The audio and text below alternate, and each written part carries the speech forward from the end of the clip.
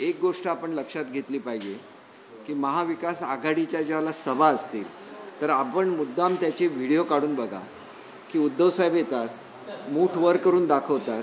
एकही राष्ट्रवादी किंवा काँग्रेसचा नेता हा ताबडतोब हे करत नाही, एकामेकाकडे बघतात आणि नंतर हळूहळू करत एकेकाचे हात वर जातात. ही वस्तुस्थिती मी सांगतो म्हणून नाही, तुम्ही बघा. आणि साध्या खुर्च्या कोणाच्या लहान असाव्या की मोठ्या असाव्या याच्यावर सुद्धा कार्यकर्ते, साधे कार्यकर्ते स्टेटमेंट काढतात. एक काळ असा होता की आम्ही सगळे ज्यावेळेला एकत्र होतो त्याला उद्धव साहेबांच्या विरुद्ध ब्र काढायची कोणाची हिंमत नव्हती. तिथं त्यांना दिलेल्या खुर्चीवरून सुद्धा काँग्रेस आणि राष्ट्रवादीचे लहान लहान कार्यकर्ते हे प्रश्न उपस्थित करायला लागलेत.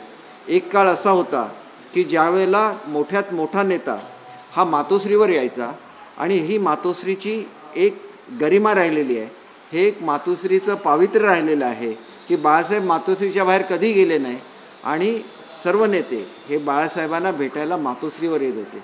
बाळासाहेबांचा विचार तर सोडलाच, पण बाळासाहेबांचा जो स्वाभिमान होता तो सुद्धा आज सोडला की काय असं वाटण्यासारखी परिस्थिती आहे. कालचं स्टेटमेंट बघा, उंदीर बिळातून निघाले, वाटेल ते बोलायचं. मग तुम्ही सुद्धा बसलेला होता ना घरात, एका मिनिटात सत्ता गेल्याबरोबर तोंडावरचा मास्क कसा खाली आला, एका मिनिटात तुम्ही बाहेर कसे जनतेमध्ये जायला लागला. मग त्यावेळेला लोकांनी तुमच्याबद्दल असं म्हटलं तर तुम्हाला चालेल का? शेवटी असं असतं की जो लढा उभा केला तो लालकृष्ण अडवाणींनी उभा केला, त्यांनी काढलेली रथयात्रा यांनी संपूर्ण भारतामध्ये एक लाट उसरली आणि त्याच्यातून पुढचा लढा उभा राहिला आणि त्या लढ्याचं नेतृत्वसुद्धा लालकृष्ण अडवाणींच्या बरोबरच बाळासाहेब ठाकरे साहेबांनी केलेलं होतं. ही वस्तुस्थिती आहे. चंद्रकांत दादा काय बोलतात याच्याशी भाजपचा थेट संबंध जोडून भाजपने स्पष्ट शब्दामध्ये सांगितलेलं की आमचा याच्याशी काही संबंध नाही. स्वतः चंद्रकांत दादांनी स्टेटमेंट काढलेलं की मी अशा अर्थाने काही बोललेलो नाही आहे. अनेक जे लोक गेली, वेगवेगळ्या पक्षाची गेली, म्हणजे विश्व हिंदू परिषदेची गेली असतील, भाजपची गेली असतील, त्याच्याचबरोबर शिवसेनेची गेली असतील, तर हे सगळ्यांचं मिळून घडलेलं आहे, एवढंच त्यांनी बोललेलं आहे. आणि मग त्याच्यामध्ये बाळासाहेबांचा अपमान करण्याचा जर त्यांचा उद्देश नसेल तर मग आता आपल्याला बाळासाहेबांचं नाव घेता येत नाही आणि म्हणून कसंही हे करून ते भाजपशी जोडायचं हे एवढं चुकीचं आहे असं मला स्वतःला वाटतं. की मुळातच राम मंदिर बाळासाहेबांची स्वतःची एक भूमिका राहिलेली आहे की आम्ही महाराष्ट्रामध्ये हिंदुत्वाचा हे करू आणि तुम्ही भारतभर हिंदुत्वाचा असं त्यांचं अंडरस्टँडिंग होतं की ते कधीही आपल्या राज्याच्या बाहेर जाऊन त्यांचे विचार प्रखर एवढे होते की ते भारतभर प्रसरले, परंतु स्वतः राज्याच्या बाहेर जाऊन त्याचं नेतृत्व करावं ही भूमिका कधीही बाळासाहेबांनी घेतली नाही. त्यांनी ती जबाबदारी भाजपवर का टाकली आणि त्यांनी ती जबाबदारी जर भाजपवर टाकलेली असेल तर मग त्याच्याबद्दल बोलण्याचा उद्धव साहेबांना काय नैतिक अधिकार आहे याचासुद्धा विचार भारताच्या जनतेने केला पाहिजे. आणि म्हणून बाळासाहेबांच्या नावावर जे काय प्रेम तुम्हाला लोकांनी दिलं त्याच्यामध्ये आम्हीसुद्धा होतो, आम्हीसुद्धा ते प्रेम तुम्हाला दिलं, पण ज्या क्षणी तुम्ही बाळासाहेबांचा विचार सोडला त्यावेळेला लोक तुमच्यावर राहिले नाहीत. त्यावेळेला एक शब्दाने राष्ट्रवादीला जाब विचारण्याची ताकद तुमच्याकडे नव्हती. माझ्या स्वतःचा जो जिल्हा आहे त्याचा 250 कोटी रुपयाचं बजेट होतं, अजितदादांनी ते 140 कोटीवर आणलं. ब्र काढायचं हिंमत तुम्हाला झाली नाही.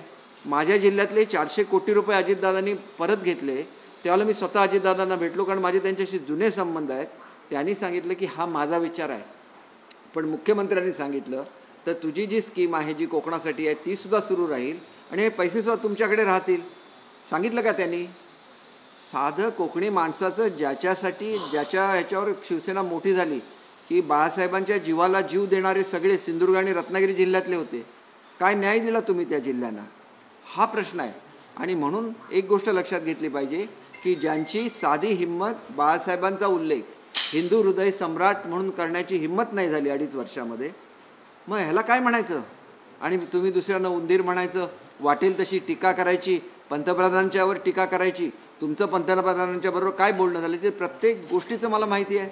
पंतप्रधानांनी तुम्हाला किती चांगलं वागवलं, बाळासाहेबांचं नाव घेतल्यानंतर पंतप्रधान कसे भावनाविवश होतात हे सगळं बघितल्यानंतरसुद्धा आणि त्यांचं बाळासाहेबांवरचं प्रेम बघितल्यानंतरसुद्धा मुंबईला परतल्यानंतर तुम्ही ज्या प्रकारे पाठ फिरवली हे कशाचं लक्षण आहे हे संपूर्ण भारताला कळलं पाहिजे.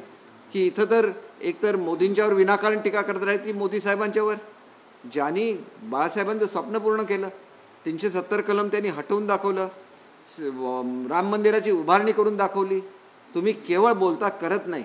आणि म्हणून तुम्हाला सांगायचं की आजसुद्धा राम मंदिराच्या उभारणीमध्ये जे सागवानी लाकूड लागतं हे तुमच्या काळामध्ये का प्रस्ताव गेला नाही, का तेव्हाला तुम्ही सांगितलं नाही? 2.5 वर्षापूर्वी जर तुम्ही घोषणा केलेली होती तर का जागा ताब्यात घेतली नाही? कारण तुम्हाला कोणी देणार नाही जागा, कारण तुम्ही नुसतं घोषणा करता, तुम्ही काम करत नाही असा विश्वास लोकांच्या मनामध्ये यायला लागलेला आहे. केवळ वनाच्या नावाखाली तुम्ही मेट्रोचं काम अडवून ठेवलं, कारशेडच्या नावाखाली आरेच्या, आणि काय जाहीर केलं की आरेमध्ये आपण 400 कोटीचं जंगल तुम्ही लावलं आहे का? मुळात तुम्ही ज्यावेळेला एखादा निर्णय जाहीर करता त्यावेळेला ज्या मुंबईचं चित्रनगरी जी आहे, म्हणजे ज्याला बॉलिवूड म्हटलं जातं, त्याची संपूर्ण ग्रोथ थांबली. कशासाठी? तुमच्या केवळ हट्टासाठी. जी जमीन शासनाची होती, असंख्य झाडं लावता येतात, 36 कोटीपेक्षा जास्त झाडं ही मुनगंटीवार साहेबांनी लावली. तुम्ही किती झाडं लावली ह्याचा हिशोब केला पाहिजे. 10 झाडं तुटली किंवा 50 झाडं तुटली तर त्याच्यासाठी अख्ख्या त्या राज्याची प्रगती तुम्ही थांबवून ठेवली. आज मुंबईची हवा प्रदूषित झाली, ह्याचा पूर्ण जबाबदारी उद्धव साहेबांच्यावर आणि आदित्य साहेबांवर. आदित्य साहेब स्वतः होते या पर्यावरण खात्याचे मंत्री. का नाही त्यांना कळलं की मेट्रोचा जर आपण केली नाही तर जे प्रदूषण आहे हे 30% वाढू शकतं? आणि मग लहान लहान गोष्टीला आज मी ज्यावेळेला ह्या खात्याची उत्तरं देतो विधानसभेमध्ये, त्याला मला जाणीव होतं की सगळ्यात प्रदूषित नद्या ह्या महाराष्ट्रामध्ये आहेत. तर आदित्य ठाकरेंनी काय केलं 2.5 वर्षामध्ये? आपण जायचं नाही, ऑफिसमध्ये जायचं नाही, केवळ इंटरनॅशनल एजन्सीजच्या समोर भाषणं करायची, त्यांच्याकडून टाळ्या घ्यायच्या.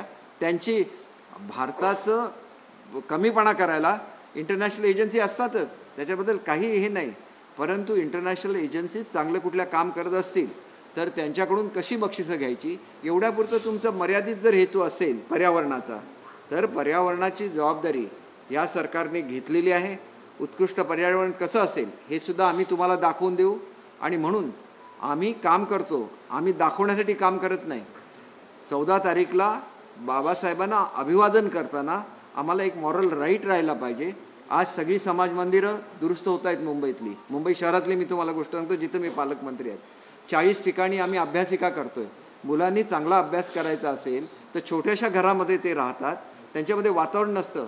त्या अभ्यासिकांबरोबर आम्ही लायब्ररीज त्यांच्यासाठी त्या ठिकाणी देतोय. ज्या ठिकाणी जागा नाही तिथं कंटेनरमध्ये अभ्यासिका करतोय. बाबासाहेबांनी ज्या पंचायतची जात पंचायतची स्थापना केली त्याची इमारत अर्धवट राहिलेली आहे. तुम्ही त्याच्यासाठी काय केलं? तुम्ही काहीही केलेलं नाही आहे. आम्ही त्याच्यासाठी मी ज्याला बजेटमधलं उत्तर दिलं त्याला 25 कोटी रुपयाची घोषणा केलेली आहे. शेवटी हा प्रश्न आनंदराज आंबेडकर साहेबांनी माझ्याकडे आणलेला होता. मी तो मुख्यमंत्री साहेबांना सांगितला. ताबडतोब आम्ही त्याच्यावर निर्णय घेतला. आणि म्हणून बाबासाहेबांच्या स्मृतिस्थळाचं काम असेल, तुमच्या काळात रखडलेलं होतं, आम्ही ते पुन्हा एकदा जागेवर आणलं. घोषणा करणं आणि काम करणं याच्यामध्ये फरक असतो.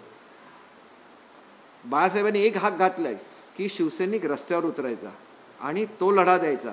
ते प्रेम आणि त्या शिवसैनिकांना 2.5 वर्षामध्ये तुम्ही एकदाही भेटला नाही.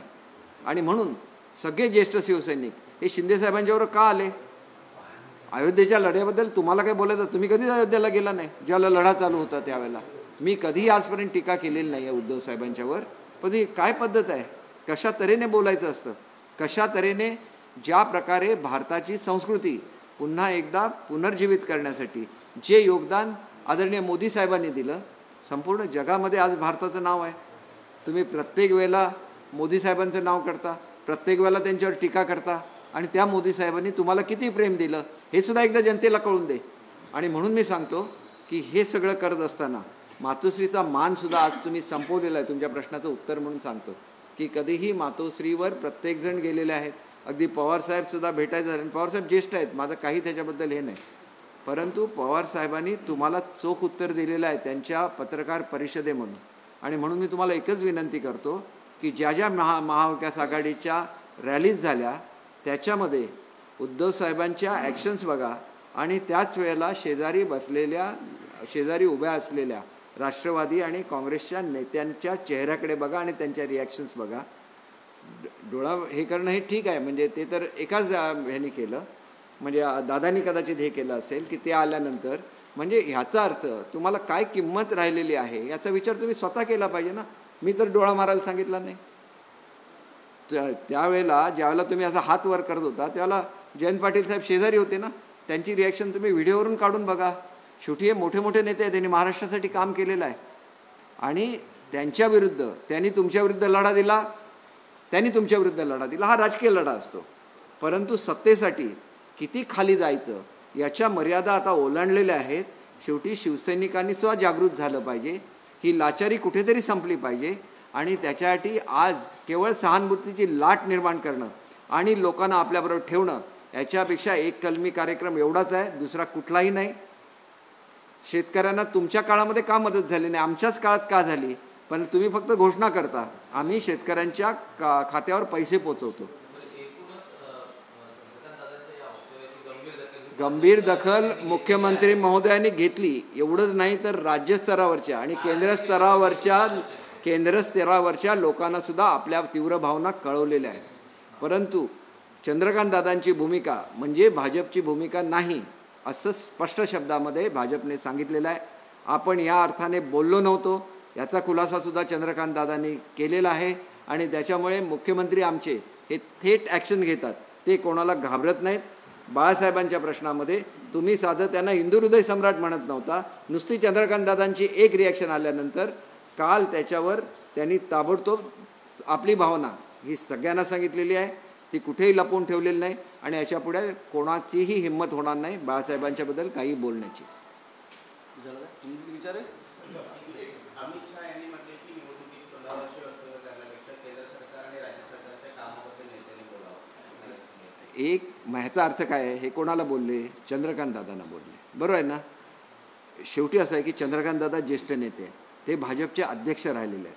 काय बोलायचं याचं भान त्यांनी 100% ठेवलं पाहिजे. मला त्यांच्याबद्दल आदर आहे. ते कोल्हापूरचे आहेत, कोल्हापूरचा मी पालकमंत्री, आम्ही अनेक वेळा एकत्र काम केलेलं आहे. पण अशा ज्येष्ठ नेत्यांनी बोलताना भान ठेवलंच पाहिजे. आणि ज्यावेळेला अमित शहाजींच्याकडून हे येतं त्याला तुम्ही लक्षात घ्या की हे वरपर्यंत पोचलेलं आहे आणि त्याची दखल ही भाजपच्या केंद्रीय नेतृत्वाने घेतलेली आहे. त्याच्यामुळे तुमच्यासारखं आम्ही करत नाही. आमचे मुख्यमंत्री ॲक्शन घेतात, बोलतात. तुम्ही साधं हिंदू हृदय सम्राट म्हणायला घाबरत होता, तुम्ही साधं संभाजीनगर करायला घाबरत होता. ज्या क्षणी सत्ता गेली त्याला तुम्हाला संभाजीनगरची आठवण झाली. 2.5 वर्षामध्ये का नाही आठवण झाली, हा प्रश्न आहे.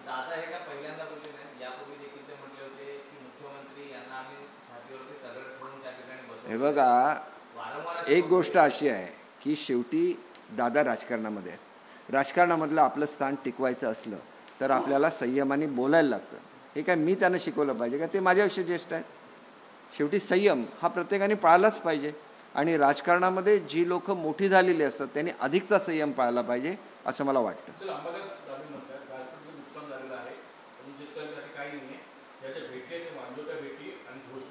वांजोट्या भेटी ह्या कशा द्यायच्या याचं ट्रेनिंग त्यांनी माजी मुख्यमंत्र्यांकडून घ्यावं. आम्ही ज्या क्षणी आमच्याकडे त्याचे पंचनामे प्राप्त होतात त्या क्षणी आमचे पैसे जायला सुरुवात होतात. आम्ही आता तर असं केलेलं आहे की सॅटेलाईटवरून सर्वे करायचा की जेणेकरून पंचनामे करायची वाट बघायची नाही. ही प्रक्रियासुद्धा पहिल्यांदा महाराष्ट्रामध्ये सुरू झालेली आहे आणि ही प्रक्रिया राबवणारं पहिलं राज्य हे महाराष्ट्र राज्य आहे. तुम्हाला का शेतकऱ्याची आठवण झाली नाही? आज आम्ही 6,000 रुपये त्यांच्या अकाउंटला थेट भरण्याचा निर्णय घेतला, जेवढे केंद्र शासन भरते तेवढं. त्याच्यानंतर त्यांना विमा कवच पूर्णपणे शासकीय खर्चाने देण्याचा निर्णय घेतला. तुम्ही का नाही घेतला, हा प्रश्न आहे. आणि म्हणून हे जे काय प्रशिक्षण आहे ना, ते प्रशिक्षण व्यवस्थित घेऊन दे. हे बीळ उंदीर सगळं काय ते 2.5 वर्षातलं त्यांना काढून दे आणि मग कळेल की कोण बिळामध्ये लपून बसलेला होता आणि कोण बाहेर पडला. आणि त्याच्यानंतर लोकांना एवढ्या वाईट, आम्हाला कोणाबद्दल असं बोलायचं नाही आहे पण तुम्ही बोलता म्हणून आम्हाला उल्लेख करायला लागतो की असा उल्लेख कोणाच्याबद्दल करू नका. आमचे मुख्यमंत्री ज्या वेळेला करोना आला त्याला जगातलं सगळ्यात मोठं करोना सेंटर हे त्यांनी उभा केलेलं आहे BKCला. स्वतः 2 वेळा करोनाग्रस्त झालेले आहेत. स्वतः PPE किट घालून त्या वॉर्डमध्ये ते गेलेले आहेत. तुम्ही काय केलं ह्याचं सगळ्याचं क्रेडिट शेवटी तुम्हाला मिळालं ना. कारण एक शिवसैनिक होता जो संपूर्ण महाराष्ट्रामध्ये फिरत होता, प्रत्येकाला दिलासा देत होता. केरळला एवढा मोठा महापूर आला, गेलं कोण? एकनाथ शिंदे गेले. बरोबर 60-60 ट्रक मदत घेऊन गेले, औषधं घेऊन गेले, 100-100 डॉक्टरना बरोबर घेऊन गेले. तुम्ही का नाही जात? कोल्हापूरला कोण गेलं? कोल्हापूरला एकनाथ शिंदे गेले ना. तिथं जाऊन बसले आणि स्वतः स्वयंपाक करायला आणि त्या जिथं पूर आलेला त्या पूरग्रस्तांना स्वतः वाटत होते एकनाथ शिंदे. मग तुम्ही कोणावर टीका करता? बाळासाहेबांनी काय शिकवलेलं आहे? 80% समाजकारण, आणि ते कोण करतं? एकनाथ शिंदे करतात. ही वस्तुस्थिती आहे. आम्ही का गेलो त्यांच्याबरोबर? कसा तुम्ही अन्याय करता? कशा रीतीने? तुम्हाला जर व्हायचं तर व्हायला पाहिजे होतं ना. का त्यांना सांगितलं की तुम्हाला मुख्यमंत्री करणार आहे म्हणून? आणि म्हणून काय ते तुमच्या विरोधात गेले का? ते फक्त एवढंच सांगत होते, काँग्रेस राष्ट्रवादीची साथ सोडा, हिंदुत्वाबरोबर राहा.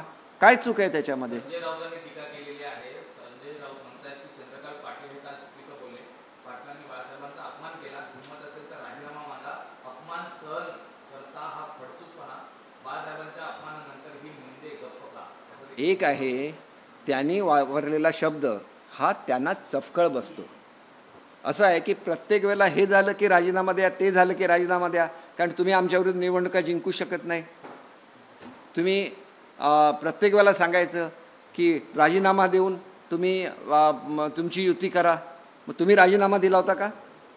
कुठल्या अधिकाराने तुम्ही महाराष्ट्रामध्ये राज्य केलं?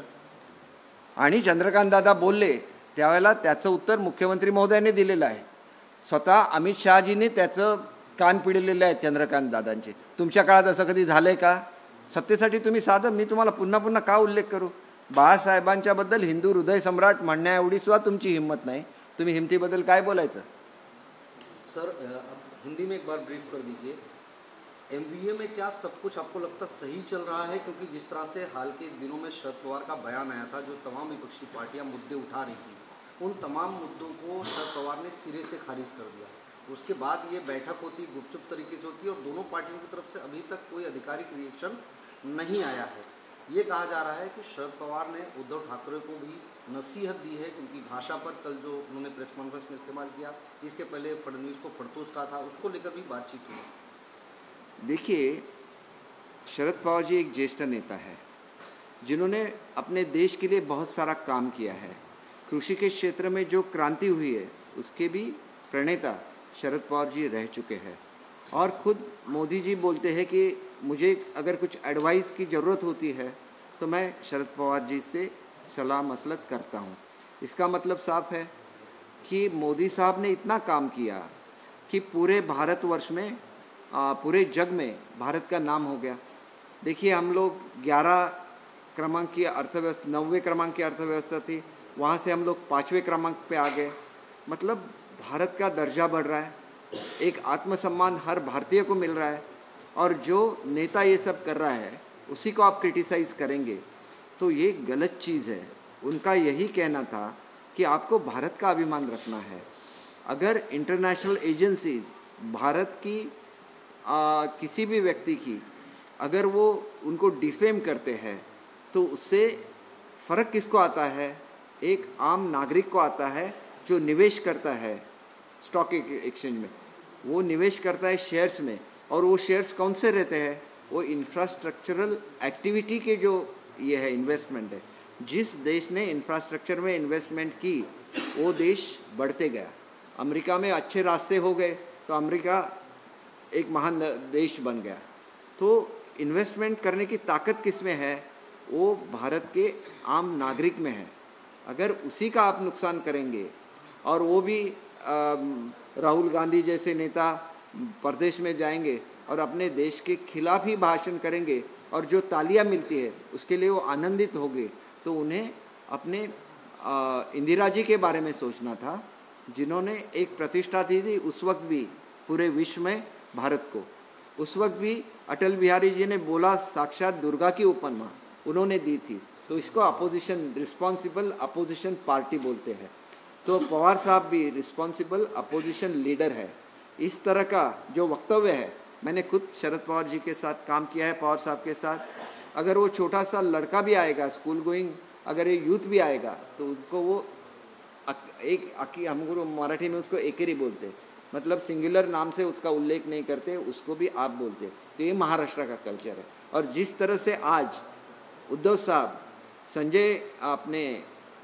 संजय राउत के जबान में जो बात कर रहे हैं वो महाराष्ट्र का कल्चर नहीं है.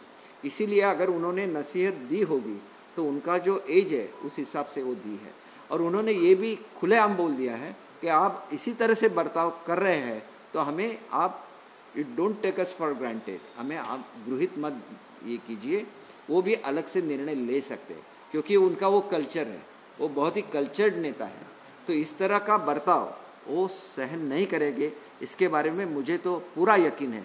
इसलिए उन्होंने जो भी बोला है उद्धव साहब को, भले वो बंद कमरे में बोला होगा, लेकिन उन्होंने यही बोला होगा कि आपको आपका भाषा जो है, आप जिस तरह से जिस भाषा में बात कर रहे हैं वो महाराष्ट्र का कल्चर नहीं है, वो उन्होंने जरूर उनको बोला होगा, इतना तो मुझे यकीन है। सर सवाल है, क्या एमवीए में सब कुछ ठीक है? आपको लगता है जिस तरह से हाल के दिनों में बयान आए, चाहे अजीत पवार का, शरद पवार का, उसके बाद उद्धव ठाकरे, जहां मातोश्री पे पहले बड़े बड़े नेता मिलने जाते थे, आज मातोश्री से खुद उद्धव ठाकरे सिल्वर ओक जाकर मिलते हैं, बंद कमरे में मीटिंग होती, कोई ब्रीफिंग भी नहीं होती है। यही चीज़ है जो हम बताना चाहते हैं पूरे जनता को और भारत की जनता को भी। पूरी भारत की जनता बाबा साहब ठाकरे को हिंदू हृदय सम्राट बोलती है, लेकिन उद्धव साहब की ये हिम्मत नहीं हुई 2.5 साल में उनको हिंदू हृदय सम्राट बोलने की, क्योंकि उनको डर लगता था अगर मैं हिंदू शब्द का इस्तेमाल करूं तो कल मेरा मुख्यमंत्री पद जा सकता है। बाबा साहब ने ऐसे कभी भी नहीं किया, उन्होंने किसी भी बात की परवाह नहीं की। और आज 2.5 साल के बाद उन्हें याद आ गई संभाजीनगर की, जबकि 2.5 साल तक वो मुख्यमंत्री बने रहे। और जिस दिन उन्होंने ये रिजोल्यूशन लिया कैबिनेट में, तब उनकी सत्ता जा चुकी थी, आधे मंत्री उस सभा में एब्सेंट थे। तो ये सब चीज़ें हैं जो लोगों को समझनी चाहिए। वो खाली अपने लिए एक सिंपैथी की वेव क्रिएट करना चाहते हैं, वो खुद के लिए है, शायद वो उनके परिवार के लिए भी हो, लेकिन परिवार से आगे जाके बाबा साहब के विचार है, हिंदुत्व के विचार है, महाराष्ट्र की प्रोग्रेस है, इन सब चीज़ों का उनको ख्याल रखना चाहिए और उसी तरह से स्टेटमेंट करना चाहिए। किसी कल जिस प्रकार से प्रेस कॉन्फ्रेंस में उद्धव ठाकरे जी ने शब्दों का प्रयोग किया, राम मंदिर बाबरी मस्जिद ढांचा गिराया के दौरान जो कहा कि भाजपा के नेता बिल में छुप गए थे चूहे की तरह, इस प्रकार के वक्तव्य जो कहे उस पर आपकी क्या प्रतिक्रिया? देखिए, बाबा साहब ने कहा था कि हम महाराष्ट्र देखेंगे, आप भारत देखिए। पहली रथ यात्रा किसने निकाली? लालकृष्ण आडवाणी जी ने निकाली। उनको ये याद नहीं है क्या? इसकी शुरुआत किसने की? भाजपा ने की। देखिए, ऐसा है कि इसमें पार्टी का सवाल नहीं रहता है। जब भारत स्वतंत्र हुआ तो वल्लभ भाई पटेल, जिनको हम लोग पोलादी पुरुष बोलते हैं, उन्होंने सोमनाथ मंदिर का पुनर्निर्माण किया। ये तो इतिहास है। फिर वो तो भाजपा नहीं थे। जिसे भी राष्ट्रवादी का, जिसे भी अपने राष्ट्र का अभिमान है, वो लोग हमेशा इसमें आगे रहते हैं। और भाजपा अगर इसमें आगे है, उसमें चाहे लालकृष्ण आडवाणी जी आगे थे, अटल बिहारी वाजपेयी जी आगे थे, या तो नरेंद्र मोदी जी आगे रहते हैं, तो उनका बड़प्पन है। आप उस लेवल पे नहीं जाते, उस लेवल पे बाबा साहब थे। आपको इन नेताओं के बारे में बोलने का कोई भी अधिकार नहीं है, क्योंकि आप अयोध्या नहीं गए थे जब ये अयोध्या का लड़ा चल रहा था, जिसको राम जन्मभूमि का आप लड़ा बोल सकते हैं, वो चल रहा था। तब वो कहाँ गए थे? जेल में कौन गया था? लालकृष्ण आडवाणी जी को वहाँ पे जेल हुई थी, उनकी रथ यात्रा रोकी गई हुई थी। तो इतिहास आप भूल गए क्या? और आप बोल रहे भाजपा के बारे में बोल रहे, उन्होंने तो ये सब किया है ना। और आज भी निर्माण जो चल रहा है, पंतप्रधान महोदय के नेतृत्व में ये काम आज चल रहा है, तो इसके बारे में सोचना चाहिए। इस तरह के गलत बयान देना ठीक नहीं है, ऐसे मुझे लगता है। सर, एमवीए की जो सभाएं होती हैं उसमें उद्धव ठाकरे जब बात करते हैं तो दाएं बाएं बैठे हुए नेताओं का एक बॉडी लैंग्वेज देखने को मिलता है। देखिए, उनका बॉडी लैंग्वेज आप देखिए, उद्धव जी का एक स्टाइल है, जाते हैं तो ऐसे करते हैं, तो एक भी हाथ नहीं उठता है, वो एक दूसरे की तरफ देखते हैं, हाथ उठाना है नहीं उठाना है। आप देखिए ना, ऑडियो निकाल के देखिए। जो वरिष्ठ नेता है, जैसे उद्धव जी आते हैं, फिर अजीत पवार साहब का रिएक्शन देखिए। उस दिन वो आए थे तो वो आँख मार रहे थे, तो उसका मतलब क्या है कि ये ऐसे ही कुछ कर रहे हैं और हमको ये पसंद नहीं, उसका ये मतलब रहता है। अभी वो उसका एक्सप्लेनेशन दे देंगे उन्होंने क्यों हक मारा। कल आप ज्येष्ठ नेता है जयंत पाटिल साहब, आप वीडियो उसका देखिए, वो किस तरह से उनके एक्शन की तरफ देख रहे थे, वो आप देखिए। तो ये बॉडी लैंग्वेज आपने ये सब्जेक्ट निकाला, इसलिए मैं बोल रहा हूँ कि आप सब वो वीडियोज़ देखिए, फिर आपको पता चलेगा कि बाबा साहब की क्या वैल्यू थी। और आज केवल एक पद के लिए वो बाबा साहब की वैल्यू किसने कम की है, इसके बारे में तो जनता को सोचना चाहिए। केसरकर साहब, अचानक याद आया कि सालों के बाद की शिवसेना नहीं थी बाबरी मस्जिद तोड़ने को, अचानक देखिए वो जो बोले हैं 100% गलत है, उसके लिए उन्होंने माफ़ी मांगी है। उन्होंने ये बोला है कि मैं इसके लिए जिम्मेदार नहीं हूँ, और हमारे मुख्यमंत्री चुप नहीं रहे। उन्होंने लोकल लीडर्स को तो बोल ही दिया, केंद्रीय नेतृत्व को भी बोल दिया कि ये चंद्रकांत दादा किस तरह से बात कर रहे हैं, और फिर उस पर केंद्रीय हमारे जो गृह मंत्री है, गृह मंत्री जी का भी, शाह साहब का भी वहाँ पे स्टेटमेंट आ गया। तो इसका मतलब ये है कि जो मुख्यमंत्री जी की भावना है वो वरिष्ठ नेताओं तक चली गई, और उन्होंने चंद्रकांत पाटिल जी को इशारा दिया है, तो इशारा उनके लिए काफ़ी है। वो एक ज्येष्ठ नेता है, उनको ये इशारा समझना चाहिए कि भाजपा पूरी तरह से हिंदुत्व के साथ, बाला साहब के साथ है, और उसका क्लियर इंडिकेशन जब केंद्र के गृह मंत्री देते हैं, तो क्यों सोचना है चंद्रकांत दादा के बारे में। चंद्रकांत दादा के बारे में मुझे भी रिस्पेक्ट है, मैंने उनके साथ काम किया है, लेकिन इसका ये मतलब नहीं कि वो बाला साहब के बारे में अनाप शनाप बोले। तो इसके बारे में केंद्रीय नेतृत्व ने उनको अब जब वार्निंग दी है, तो हमारे लिए काफ़ी है कि हमारे मुख्यमंत्री जी की जो भावनाएं हैं, उनका जो आदर है बाला साहब की तरफ, उसके बारे में केंद्रीय नेतृत्व ने इसको नोट किया है, और इसके बारे में क्लियर कट इंडिकेशन भी दिया है। केसरकर साहब, एक सवाल और है कि क्या एमबीए में भविष्य में कूट की कोई संभावना दिख रही है? क्योंकि जिस तरह से एनसीपी का रवैया है, उनके 2 नेता जेल जा चुके हैं, एक नेता पर गिरफ्तारी की तलवार लटकी है, और अजीत पवार को आज एक बड़ी राहत मिली है, तो उसके ओवरऑल भी देखें तो एनसीपी का रवैया हमेशा कहीं ना कहीं जब बयान आते हैं तो बहुत सॉफ्ट कॉर्नर होते हैं बीजेपी के लिए, और एक झटका होता है उद्धव ठाकरे के लिए। देखिए इसके बारे में एक मिनट, इसके बारे में मुझे बोलने की ज़रूरत नहीं है, पवार साहब खुद बोले हैं। उनका जो सेकंड हो गया, उन्होंने बोला है कि हमें आप गृहित मत पकड़िए, मतलब don't take us for granted. इसका मतलब साफ है कि आप इसी तरह से बर्ताव करते रहे तो हम आपके साथ नहीं रहेंगे, इसका यही इनडायरेक्ट मतलब है। और जब मतलब सामने आ गया तो मातुर्स्की छोड़ के सीधे सिल्वर ओक पे पहुंच गए उद्धव साहब। इसका ये इंडिकेशन है कि पवार साहब एक ही चीज़ बोलते हैं, एक ही सेंटेंस बोलते हैं, लेकिन उसमें बहुत सारे अर्थ रहते हैं। और वो जब उनको पता चल गया कि मैं इसी तरह से बर्ताव करता रहूँगा तो पवार साहब जैसे ज्येष्ठ नेता मेरे साथ नहीं रहेंगे, तो वो भागते हुए आगे सिल्वर ओक। क्या लाचारी दिखती है उद्धव ठाकरे की? देखिए, मैं उनके बारे में रिस्पेक्ट रखता हूँ, इसलिए बुरे शब्द उनके लिए नहीं यूज़ करूँगा, लेकिन जिस भाषा में वो बोल रहे हैं, संजय राउत की भाषा, आज अगर उद्धव साहब बोले तो ये बिल्कुल गलत है, और उनके लिए भी ये बहुत अच्छा नहीं है। इतना ही मैं कहना चाहूँगा। महाराष्ट्र स्टेट कोऑपरेटिव बैंक की जांच ईडी कर रही थी, इस मामले में अजीत पवार से पूछताछ हुई थी, उनकी पत्नी से भी पूछताछ हुई थी, लेकिन जो चार्जशीट दाखिल की गई है उसमें इन दोनों लोगों का नाम नहीं है। क्या माना जाए कि बदले हुए नहीं, इसका आप कुछ भी मतलब मत निकालिए। जो भी इन्वेस्टिगेशन एजेंसी होती है, अगर उनको कुछ सुराग मिलते हैं तो वो एक्शन लेते, सुराग नहीं मिलते तो एक्शन नहीं लेते। लेकिन सर कंपनी के डायरेक्टर भी है अजीत पवार, उनकी पत्नी, फिर उनका कंपनी का नाम, लेकिन अजीत पवार का नाम नहीं है सर इसमें, तो कहीं ना कहीं ये साफ इशारा है कि राव ने एक भी बार समन किया गया था इसको इंटरप्रिटेशन। देखिए, इसके बारे में एजेंसी के प्रवक्ता रहते हैं जो ऑफिशियल प्रेस नोट निकालते हैं। मैं तो उनका प्रवक्ता नहीं हूँ, मैं शिंदे साहब का प्रवक्ता हूँ, और शिंदे साहब ने क्या किया, किस तरह से रिएक्ट किया, उससे मुझे अभिमान है कि वो चुप नहीं बैठे, उन्हें सीधा दिल्ली तक गए, चंद्रकांत दादा के बारे में उन्होंने दिल्ली में बोला, और दिल्ली से भी मैसेज आ गया चंद्रकांत दादा को कि ये टॉलरेट नहीं किया जाएगा। इसका मतलब साफ है।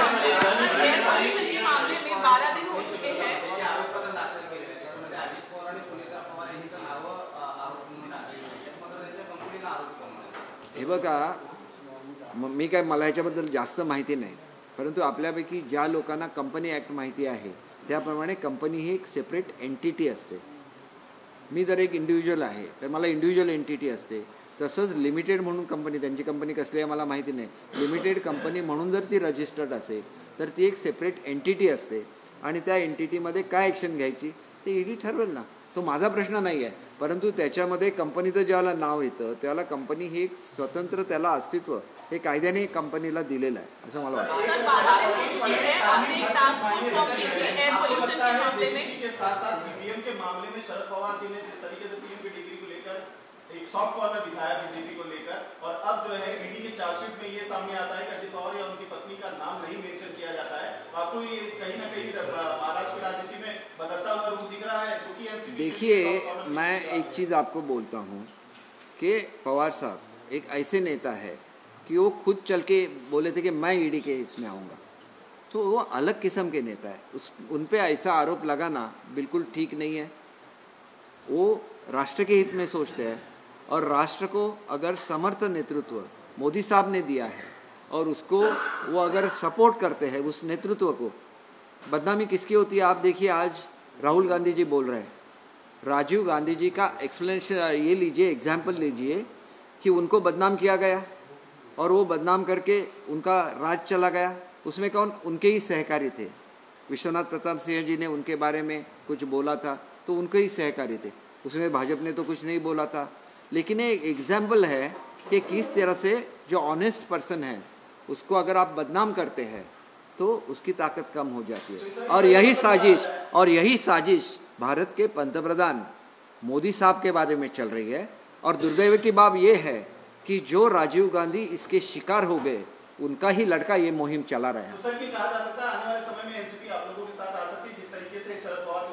देखिए, इसके बारे में आपको एनसीपी के प्रवक्ता से बात करनी चाहिए, लेकिन ये चीज़ सही है कि इसी तरह से अगर उद्धव साहब बात करते रहे तो अपनी भूमिका के बारे में उन्हें सोचना पड़ेगा। ऐसा इनडायरेक्टली कल ही इशारा दिया है शरद पवार। अरे वो सबका मांगते हैं। उन्होंने कब जब ये किया, मतलब यहाँ पे मुख्यमंत्री बने तो उन्होंने इस्तीफा दिया था क्या? उनको लोगों ने कांग्रेस और राष्ट्रवादी के साथ चूज किया था क्या? उस वक्त उन्होंने दिया था क्या? लेकिन जब शिंदे साहब मुख्यमंत्री बनते हैं तो आप बोलते हैं आप इस्तीफा दे दो, क्योंकि वो उनकी काम करने की स्टाइल है। उन पे मत जाइए। चंद्रकांत दादा पाटिल को जो कहना था वो अमित शाह जी ने कह दिया है। तो ये ताकत है एक सच्चे शिवसैनिक की। एक शिवसैनिक करके जिस तरह से एकनाथ शिंदे जी ने रिएक्ट किया, उसकी जो ये रहते, मतलब उसको नोटिस भाजपा के वरिष्ठ नेताओं ने और भाजपा के हाई कमांड ने इसकी नोटिस ली कि चंद्रकांत दादा ने जो बोला है वो सही नहीं है। इसीलिए एक इनडायरेक्ट इशारा दिया गया उनको, और वो हाईएस्ट लीडरशिप से दिया गया। तो इसको हर किसी ने नोट करना चाहिए कि बाला साहब के बारे में बीजेपी का क्या रवैया है, वो इनका कितना रिस्पेक्ट करती है। एक चीज़ डायरेक्टली दिल्ली से आ जाती है जब बाला साहब के बारे में कुछ बोला जाता है, और आप यहाँ बैठ के सामना में कुछ भी लिखेंगे, वो पंतप्रधान जी के बारे में लिखेंगे, नरेंद्र मोदी जी के बारे में लिखेंगे। ये तो आपका सौभाग्य है कि वो उसकी नोट नहीं लेते, नहीं तो वो पंतप्रधान है, वो तो प्राइम मिनिस्टर है। कौन प्राइम मिनिस्टर के चेयर पे बैठा है वो इम्पोर्टेंट नहीं है। आप कुछ भी अनाप शनाप लिखेंगे, वो संजय राउत रोज उठ के कुछ भी अनाप शनाप बोलेंगे। कौन देता है इनको ये मॉरल राइट ये सब करने का?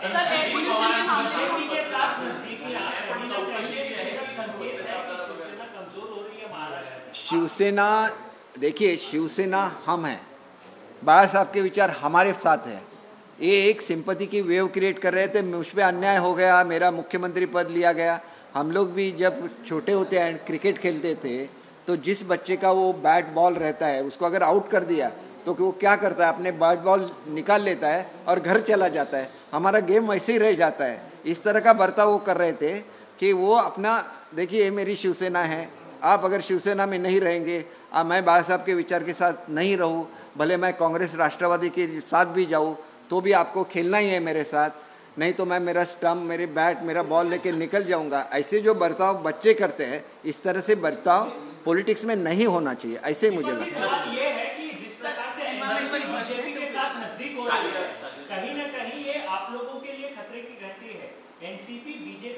है। देखिए, हम लोग हिंदुत्व में विश्वास रखते हैं। हम लोग एनसीपी में क्या होना है, बीजेपी के साथ क्या करना है, इससे हमें लेना देना नहीं है। बीजेपी अपना निर्णय खुद ले सकती है। बीजेपी और हमारी युति है तो हम उनके साथ रहेंगे, वो हमारे साथ रहेंगे। और आगे चल के महाराष्ट्र के कोई भी नेता को बाला साहब के बारे में बोलने की हिम्मत नहीं रहेगी, क्योंकि अमित शाह जी ने खुद कहा है कि वो बाला साहब की रिस्पेक्ट करते हैं और किसी भी नेता ने रिस्पॉन्सिबिलिटी से विधान करना चाहिए, उन्होंने क्लियरली बोला है। इससे आगे क्या हो सकता है? अभी तक नहीं गई है, क्या कैसे देखते हैं अपर लेवल के ऑफिसर्स को? अगर आपने जांच के लिए बोला है, टास्क फोर्स जो है वो जाने वाली थी कंस्ट्रक्शन साइट्स पे पोल्यूशन के मामले में, पोल्यूशन के ऑफिसर्स को इस बारे में जानकारी नहीं है, क्यों? देखिए, पोल्यूशन के बारे में जो भी निर्णय मुझे लेना था वो लिया है। अगर जो ऑफिसर साइट पे नहीं जाएगा उसको उस पर एक्शन हो जाएगा। ये एक्ट है, pollution control is a act, और उसके जो सेक्रेटरी रहते हैं उनका ये अधिकार रहता है। उनके ऊपर म्यूनसिपाल्टी नहीं रहती, उनके ऊपर कॉरपोरेशन नहीं रहती है। वो जो भी कॉरपोरेशन को बोलेगी उनको उसका इम्प्लीमेंट करना ही पड़ेगा। अगर आपको लगता है कि ये ऑफिसर नहीं गया है तो आप मुझे लिखित स्वरूप में कोई भी देगा तो उस ऑफिसर पे एक्शन हो जाएगा। म्यूनसिपाल्टी को हजारों कुछ करोड़ रुपए का फाइन कर देती है। ये मुझे यही कहना है कि आप देखिए, अभी आपने चीज़ निकाली, इसलिए मैं बोलता हूँ कि मुंबई में स्टूडियो बन गया CRZ में। उस वक्त कौन थे मुंबई के गार्डियन मिनिस्टर? आदित्य ठाकरे थे। दूसरे जो आपने गार्डियन मिनिस्टर थे, दोनों मिला के गए थे वो साइट पे, और वहाँ पे CRZ का वायलेशन हुआ था। क्या किया उन्होंने? कुछ नहीं किया। आज सब नदियाँ प्रदूषित है, जिम्मेदार आदित्य ठाकरे है। मुंबई की हवा प्रदूषित हो गई, मेट्रो का उन्होंने काम रोक दिया, तो जिम्मेदारी किसकी है? आप अगर एक मंत्री आपको बना दिया एक युवा को, तो आप अपने डिपार्टमेंट का काम भी नहीं करेंगे, आप जाके खाली लोगों में झूठी बातें बोलते रहेंगे। आज ये स्थिति है महाराष्ट्र में कि एक टीम अपॉइंट की है प्रोफेशनल्स की, किस तरह से झूठ बोलना है महाराष्ट्र की जनता के साथ। और उनके अपने मैं एजुकेशन मिनिस्टर, तो उनके वो स्टूडेंट आदित्य ठाकरे हैं, और वो जाके बोलते हैं इस तरह से एजुकेशन। अगर एनसीपी आपके साथ आती है, एनसीपी अगर आपके साथ आती है तो आपका क्या रिएक्शन होगा? एनसीपी अगर आप देखिए, वो हमारे साथ क्यों आएंगे? ये देखिए, हर पार्टी का आइडियोलॉजी होता है, हर पार्टी का आइडियोलॉजी होता है। हमारा आइडियोलॉजी अगर स्थानिक लोग है, हमारा आइडियोलॉजी अगर हिंदुत्व का बहुत ब्रॉड में ये है। हिंदुत्व मतलब कोई कास्ट ऐसा नहीं है। हिंदुत्व का मतलब ये है कि जो हिंदुस्तान पे प्रेम करता है वो हिंदू है, ऐसे बाबा साहब बोल रहे हैं। तो हम हिंदुत्ववादी पार्टी, हम अभिमान से बोलते हैं, बाबा साहब अभिमान से बोलते थे, गर्व से कहो हम हिंदू है। उसमें क्या है? बंटवारा जो हुआ पाकिस्तान और भारत का, वो कास्ट बेसिस पे हो गया, लेकिन इसके बावजूद भी इंडिया सेक्युलर रहा, हम भी सेक्युलर है। इसका मतलब हमने हिंदू कल्चर नहीं छोड़ा है। उस कल्चर को महात्मा गांधी भी मानते थे, इसलिए वो राम राज्य बोलते थे। एनसीपी को एक्सेप्ट करेंगे आप?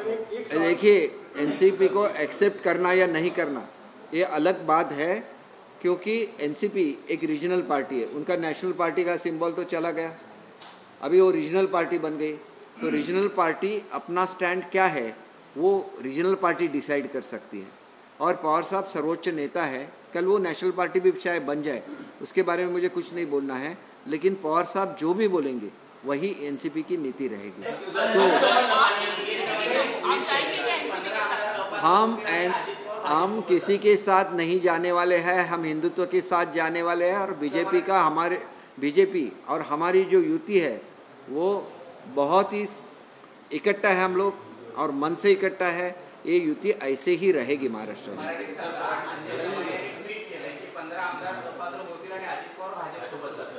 कोणी सांगितलं? त्यांनी ट्विट केलंय। हे बघा, एक गोष्ट लक्षात घ्या, दमानियांच्या प्रश्नावर मी उत्तर द्यायला लागलो तर कसं होईल सांगा? तुम्ही दमानियांना विचारलं पाहिजे की तुम्ही असं ट्विट का केलं, तुम्हाला कोण बोललं का, किंवा सुप्रीम कोर्टामधून तुम्हाला निरोप आला का? मंत्रालय कोणीतरी त्याला सांगितलं की अजित पवार 15 MLA घेऊन जाणार आहे? नाही, त्यांनी जर सांगितलं असेल, बघा अंजलीताईंच्याबद्दल मला आदर आहे, कारण त्या एक सामाजिक कार्यकर्त्या आहेत, परंतु असं वक्तव्य करायचं आणि सुप्रीम कोर्टाच्या बद्दल हे योग्य आहे का? तुम्ही विचार करा। सुप्रीम कोर्टाकडे ही केस क्लोज झाली, फायनल त्यांनी डिसिजन द्यायचा आहे। जो काही डिसिजन देतील तो त्यांचा अधिकार आहे, तो सगळ्यांनी ॲक्सेप्ट केला पाहिजे। आम्ही सुद्धा ॲक्सेप्ट, आम्ही एक शब्द काढलेला नाही सुप्रीम कोर्टाच्या डिसिजनबद्दल। आणि त्याच्यामुळे एक गोष्ट लक्षात घ्या की प्रत्येकाचं हे करायला लागलं तर मला एक दिवस घ्यायला लागेल की नाही, उद्या तुम्ही आणि कोणाचं तरी स्टेटमेंट आणि कोणाचं स्टेटमेंट, त्याच्यामुळे सगळ्यांचे आभार मानतो आणि प्रेस थँक्यू सर। दोन प्रश्न आहेत फक्त, जे 30,000 जणांची आपण नोटिफिकेशनची प्रतिक्रिया होतो त्या संदर्भात आपण अधिवेशनामध्ये माहिती केलं होतं, पण त्या संदर्भात अजून एक 30,000 शिक्षकांच्या परीक्षा पूर्ण झालेल्या आहेत. 30,000 शिक्षकांचा रिझल्ट लागलेला आहे. तो रिझल्ट आम्ही अधिकृतप्रमाणे आमच्या साईटवर अवेलेबल आहेत आणि ती भरती नवीन शैक्षणिक वर्षामध्ये जे पास झालेले आहेत सर्वजण शिक्षक म्हणून रुजू होतील.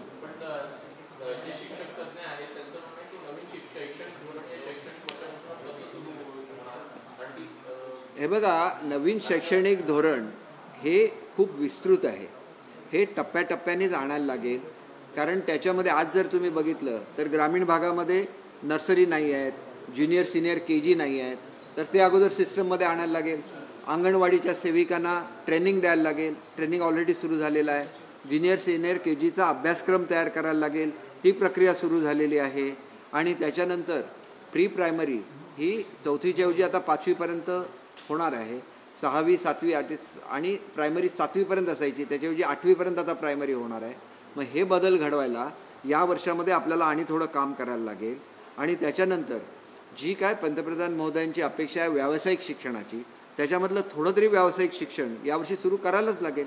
टप्प्याटप्प्यामध्ये त्याच्यामध्ये आणि कोर्सेस ॲड होत राहतील. परंतु बेस काय आहे नवीन शैक्षणिक धोरणाचा? मातृभाषेमध्ये शिक्षण. या वर्षीपासून आपण इंजिनिअरिंगचं शिक्षण मातृभाषेमध्ये सुरू करतो आहे. त्याच्यानंतर हे जे काही नवीन शैक्षणिक धोरणामध्ये आहे की भाषा, गणित आणि विज्ञान 3 विषयांवर भर द्यायचा आहे, त्याच्यावर आपण भर देतो आहे. एका वेळेला सगळा अभ्यासक्रम बदलायचा म्हटलं तर ते शक्य होणार नाही आहे. त्याच्यामुळे सुरुवातीला आपल्याला ज्या प्री प्रायमरी आहे त्याच्या अभ्यासक्रमामध्ये काही बदल होतील.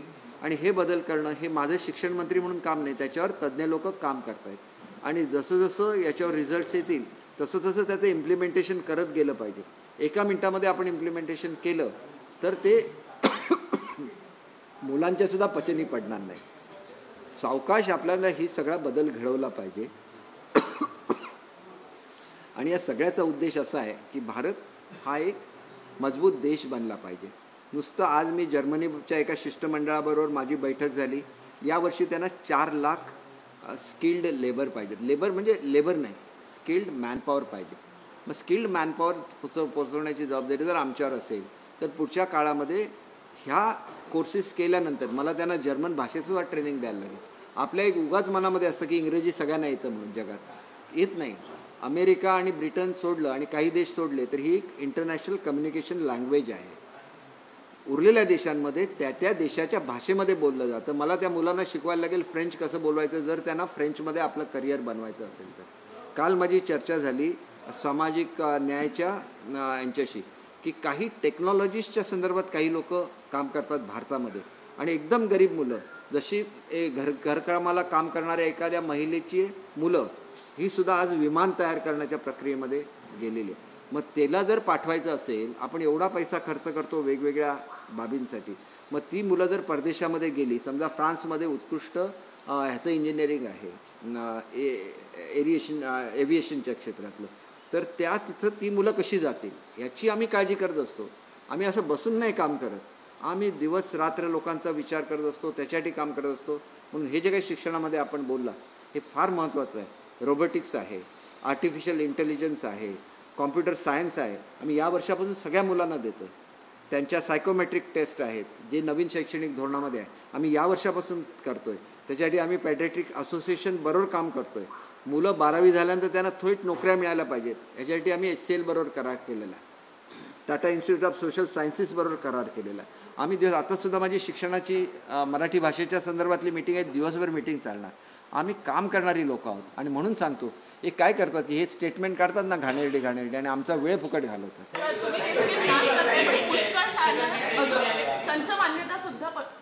ताई बघा, 2200 शाळांच्या पैकी 1600 शाळांना आम्ही संच मान्यता दिली, तर उरलेल्या लोकांना मी 30 एप्रिलपर्यंतची मुदत दिलेली आहे.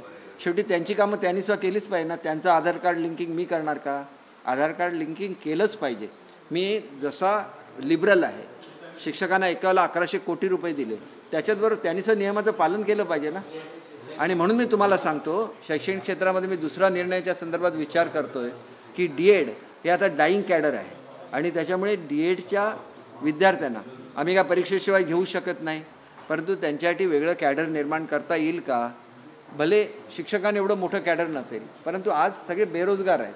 त्यांनी जे काही शिक्षण घेतलं त्याचा उपयोग मुलांना होऊ शकेल का याच्यावर मी विचार करायला डिपार्टमेंटला सांगितलेलं आहे. त्याच्यामुळे कुठलाही निर्णय घेत असताना तज्ज्ञांशी बोलून तो निर्णय घ्यायला लागतो. तसाच मी D.एडच्या संदर्भात सुद्धा सहानुभूतीपूर्वक विचार करतो.